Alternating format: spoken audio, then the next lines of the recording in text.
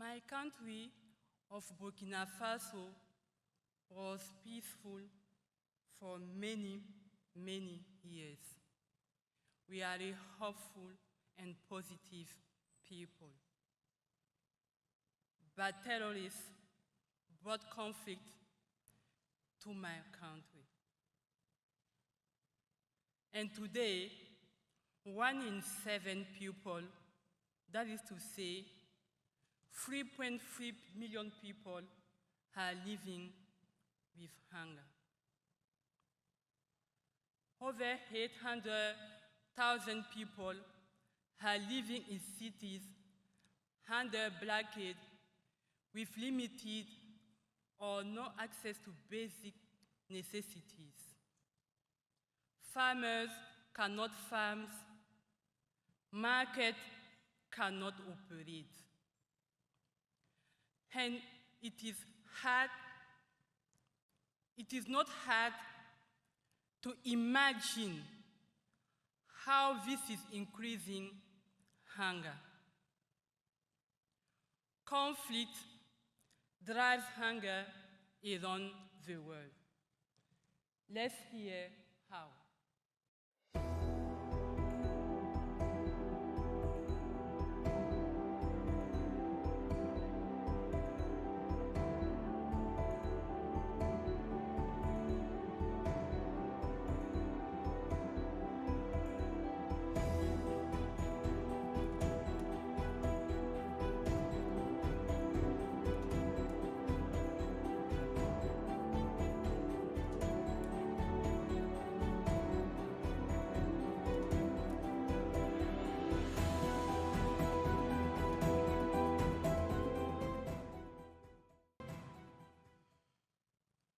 For 9 years, I have been working with hunger projects in rural areas across my country.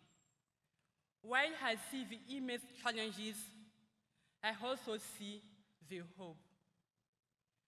In the hunger project, we bring individuals together to set a new community vision and create change. We support women to become eco-leaders, to take actions and be part of a decision that will shape their futures. The communities create a dynamic and basic community hub where people come together to learn, to share, and to be social. The people form committees focused on health, on nutrition, food security, education, microfinance, and women empowerment. We use a train-the-trainer model which has an amplifying effect throughout the rest of the community. For example, after participating in our training, community leaders teach adult literacy classes and run youth programs. They host support groups to keep mothers and their babies healthy and safe. They build a food bank to store grains, to sell later, or to use them and when there is food shortages. These are tangible skills. We also work with community members on their own mindsets and leaderships to see themselves as visionaries who can create a world without hunger. To move from I can't to I can, and then we can, we will. The goal is self-reliance.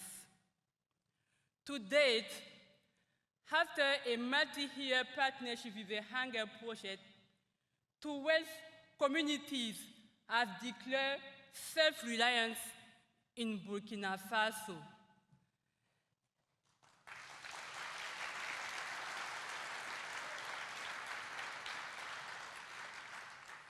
and over 1.1 million people across Africa are now living in self-reliant communities, leading their own development from here on.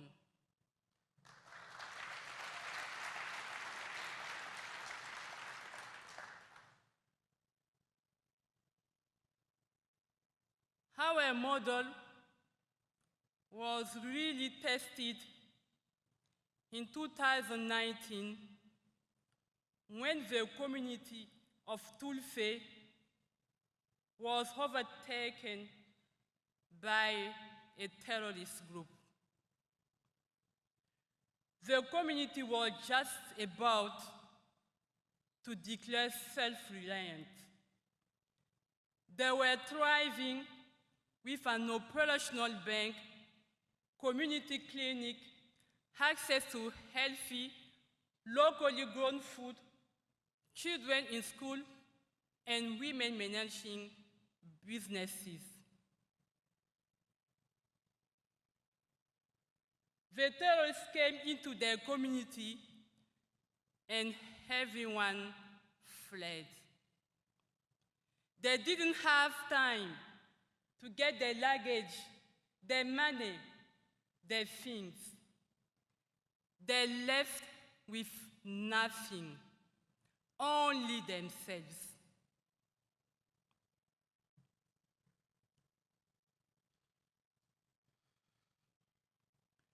$30,061 of them displaced with no warning to the safest location 13 miles away in Titao City.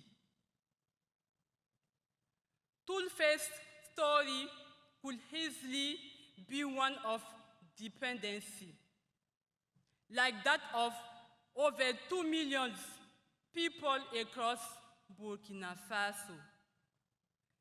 Many displaced people still live in tent camps, unsure of what else to do. They receive food aid for UN agencies. Only some of their children are able to attend schools, despite the best effort of many organizations. They feel hopeless, restless, helpless. But with Tulfe, something extraordinary happened. When they arrived in Titao City, community leaders rented a room to serve as a base of operations. They set up workshops to support community restart. And ahead of a terrorist attack, Tulfe's rural bank has successfully transferred customers' bank accounts. Not all was lost. Here in Titao City, they could get new loans to start new businesses, participate in new markets. Most importantly, while the terrorists could set them back, they could not take away who the community now knew themselves to be: powerful leaders.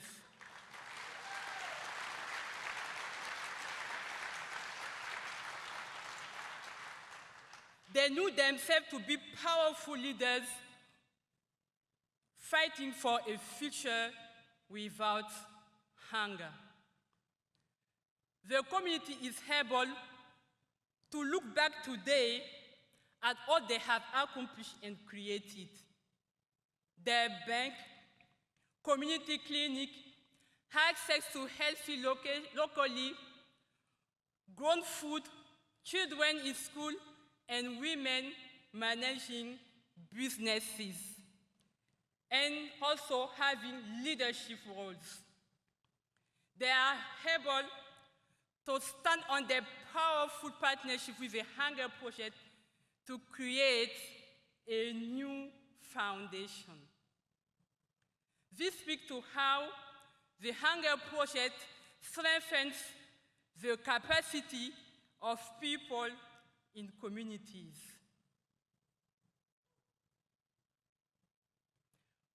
We believe every person has the potential to overcome circumstances.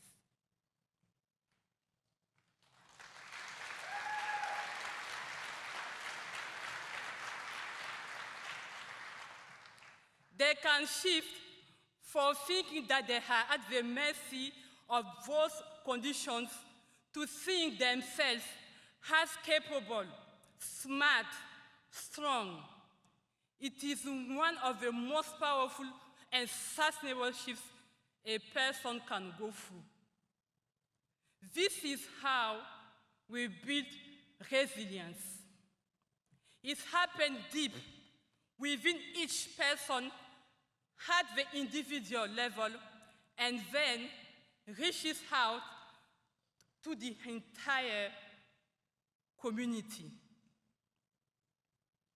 Conflict in Burkina Faso nearly brought 30,061 people back into chronic hunger.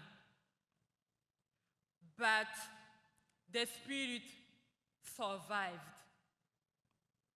The cycle of iniquity surrounding conflict, the dependency it creates, and the destabilization it causes has been broken in Tulsi.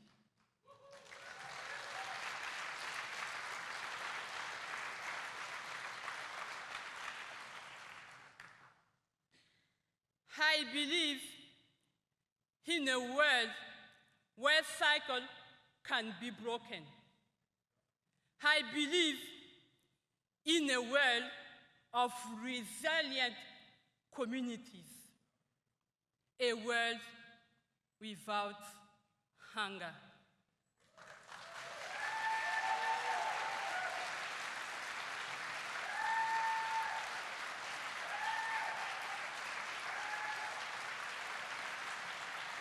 Please,